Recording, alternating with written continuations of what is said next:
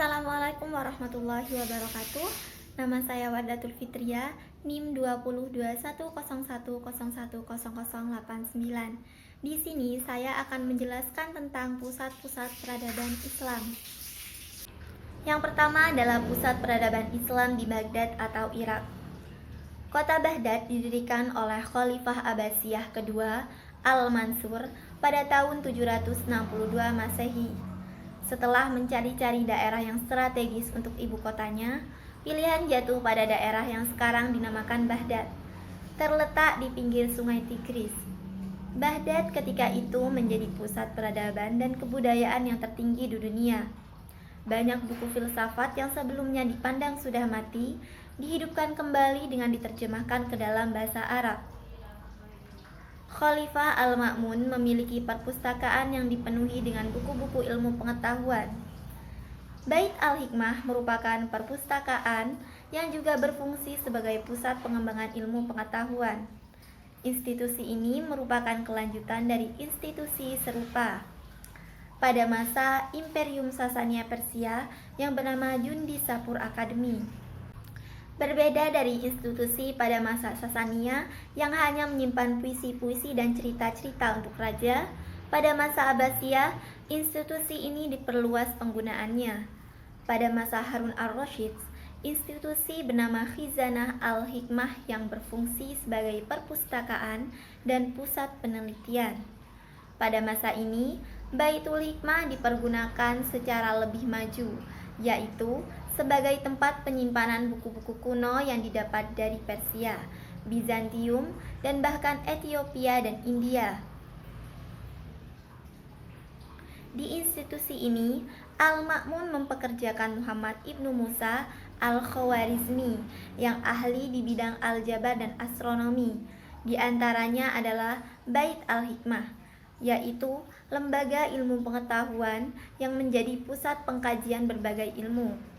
Selain itu, banyak berdiri akademi, sekolah tinggi, dan sekolah biasa yang memenuhi kota itu. Dua di antaranya yang terpenting adalah perguruan Nizamiyah, didirikan oleh Nizam al-Mulk, Wazir Sultan Seljuk pada abad ke-5 Hijriah, dan perguruan Mustansiriyah, didirikan 2 abad kemudian oleh Khalifah Muntansir Billah.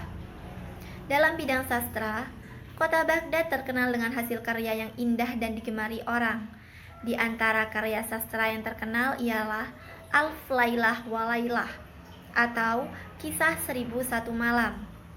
Di kota Baghdad ini lahir dan muncul para saintis, ulama, filosof, dan sastrawan Islam yang terkenal seperti Al-Khawarizmi, Al-Kindi, Al-Razi, Al-Farabi, 3 pendiri mazhab hukum Islam, Al-Ghazali, Abdul Qadir Al-Jailani, Ibnu Muqaffa, dan lain-lain. Kehidupan ekonomi kota ini didukung oleh 3 buah pelabuhan yang ramai dikunjungi para kafilah dagang internasional, yang menyebabkan Abbasiyah menjadi salah satu kota termasyhur pada masa sejarah peradaban Islam. Yang kedua adalah pusat peradaban Islam di Kairo. Bangsa Mesir termasuk bangsa yang paling tua dalam sejarah. Negara Mesir telah didiami oleh bangsa Mesir semenjak beribu tahun yang lewat. Bangsa ini telah maju dalam segala macam corak kehidupan, berilmu pengetahuan yang luas dan berkebudayaan yang tinggi. Mereka dalam ilmu pengetahuan dan kebudayaan itu telah mendahului bangsa-bangsa yang lain beribu tahun lamanya. Perkembangan Islam di Mesir yang ditandai adanya salah satu kekhalifahan yang berjaya saat itu, yaitu adanya kelahiran dinasti Fatimiyah. Dinasti Fatimiyah adalah satu-satunya dinasti Syiah dalam Islam. Dinasti yang didirikan pada tahun 909 Masehi di Tunisia ini sebagai tandingan bagi penguasa dunia muslim saat itu yang terpusat di Baghdad, yaitu Bani Abbasiyah. Wilayah dinasti Fatimiyah meliputi Afrika Utara, Sisilia, dan Syria setelah pembangunan kota Kairo selesai, lengkap dengan istananya. Jauhar As-Sikil mendirikan Masjid Al-Aqsa pada 17 Ramadan 359 Hijriah atau 970 Masehi. Masjid Al-Azhar dalam perkembangannya menjadi universitas besar. Yang ketiga adalah pusat peradaban Islam di Isfahan. Kota Isfahan adalah ibu kota kerajaan Safawi. Pada waktu Abbas I Sultan Safawiyah menjadikan Isfahan sebagai ibu kota kerajaannya. Kota ini menjadi kota yang luas dan indah. Kota ini terletak di atas Sungai Zanda dan di atasnya membentang 3 buah jembatan yang megah dan indah. Kota ini merupakan gabungan dari 2 kota sebelumnya, yaitu Jai, tempat berdirinya Syahrastan, dan Yahudiyah yang didirikan oleh Bukhtanasar atau Yazdajir I atas anjungan istrinya yang beragama Yahudi. Ada beberapa pendapat tentang kapan kota ini ditaklukkan oleh tentara Islam. Pendapat pertama mengatakan penaklukan itu terjadi pada tahun 19 Hijriah atau 640 Masehi di bawah pimpinan Abdullah ibnu Abbad atas perintah Umar ibnu Al-Khattab untuk menaklukkan kota Jai yang merupakan salah satu ibu kota provinsi Persia waktu itu. Setelah beberapa peristiwa, penguasanya memilih masuk Islam daripada membayar pajak. Pendapat lain, yaitu At-Tabari menyebutkan bahwa penaklukan itu terjadi pada tahun 21 Hijriah atau 642 Masehi. Aliran Basrah menyebutkan penaklukan Isfahan terjadi pada tahun 23 Hijriah atau 644 Masehi di bawah pimpinan Abu Musa al-Asy'ari, yaitu setelah penaklukan Nahrawan atau di bawah pimpinan Abdullah ibnu Badil yang menerima penyerahan kota itu dengan syarat pembayaran pajak.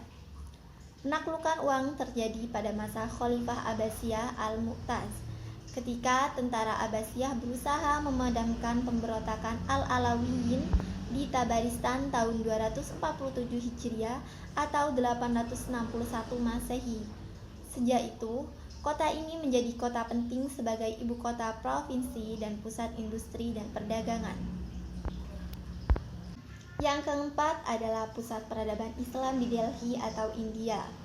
Melalui sejarah yang panjang, sebagian besar daerah di India berhasil dikuasai Islam, apalagi pasca kemunculan dinasti Mughal.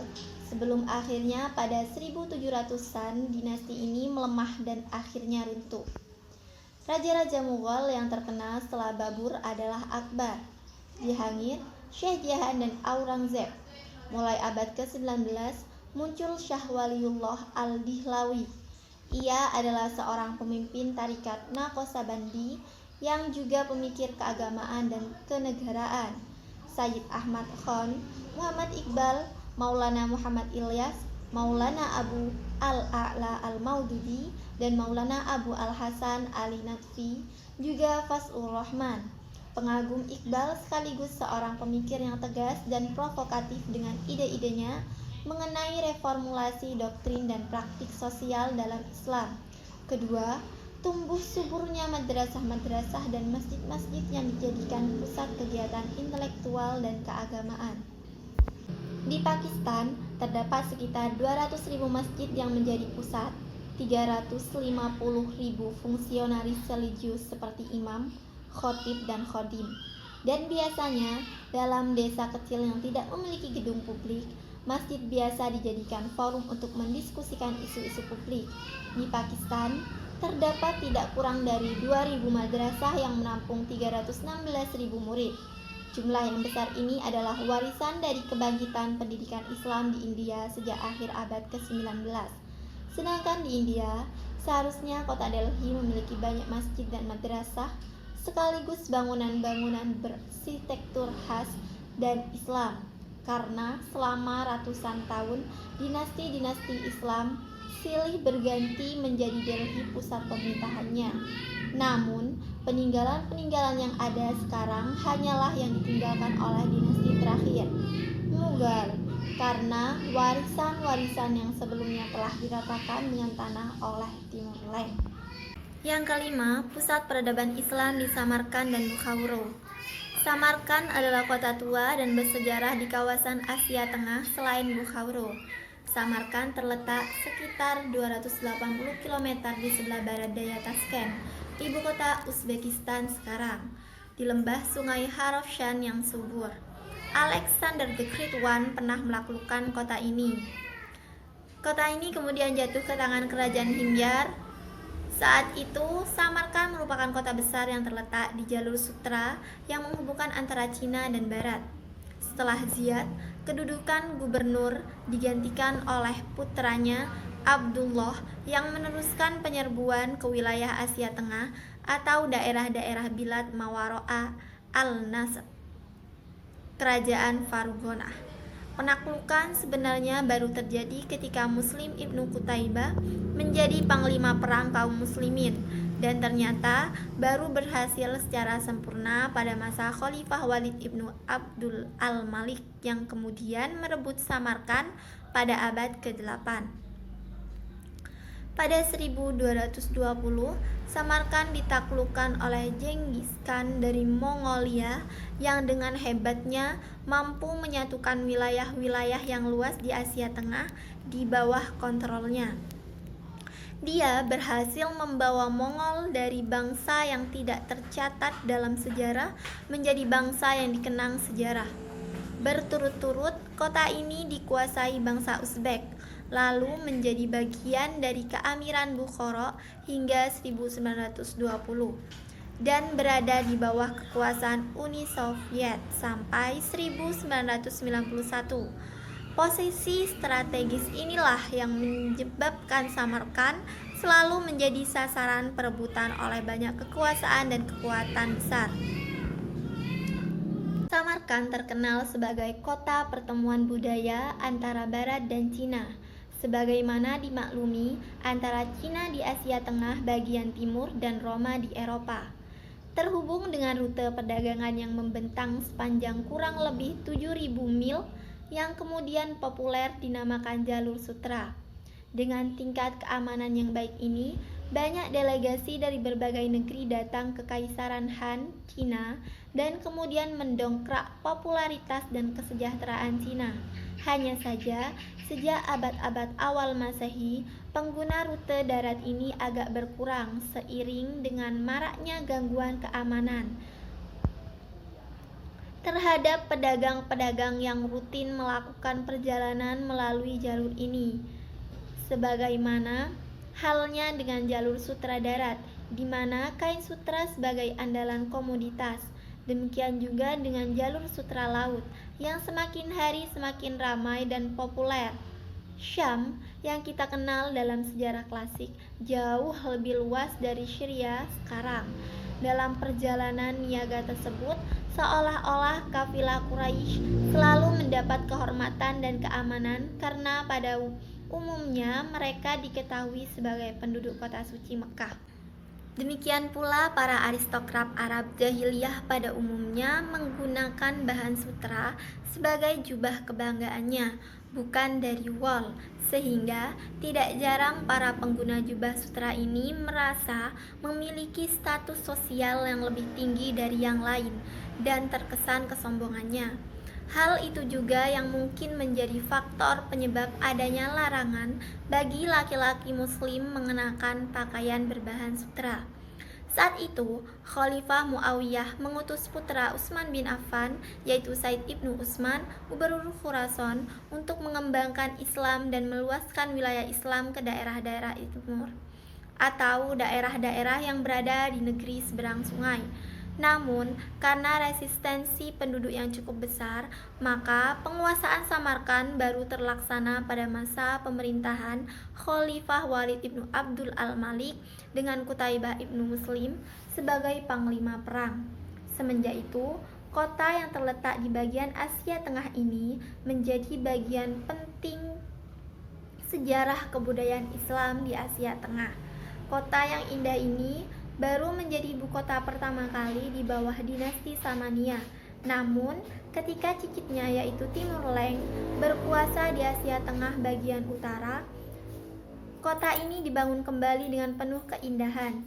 Samarkand, kota yang terkenal cantik itu tersapu dari peta dunia Islam pada 1868 ketika raja dari dinasti Qajar Muzaffar al-Din Ibnu Nas al-Ad-Din menyerah di bawah kekuasaan Tsar Rusia.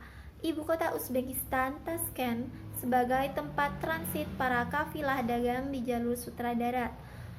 Posisi dan popularitas kota Samarkand sedikit demi sedikit sejak awal abad Masehi mengalami kemunduran, yakni ketika para pedagang, khususnya dari Cina, mengalihkan rute perjalanan mereka lewat Laut Cina Selatan menuju Laut Tengah melalui Selat Malaka. Sekian dari saya, bila ada kesalahan kata mohon dimaklumi. Terima kasih, semoga bermanfaat. Wassalamualaikum warahmatullahi wabarakatuh.